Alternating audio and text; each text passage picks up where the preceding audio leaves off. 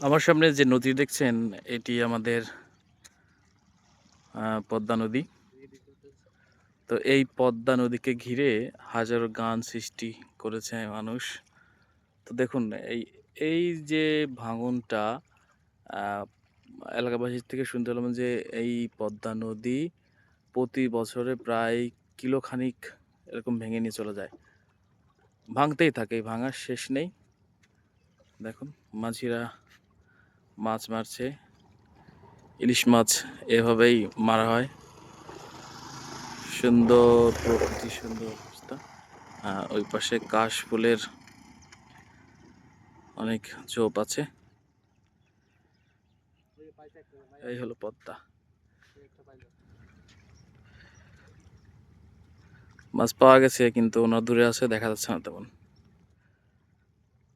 পদ্মা, হায় রে পদ্মা।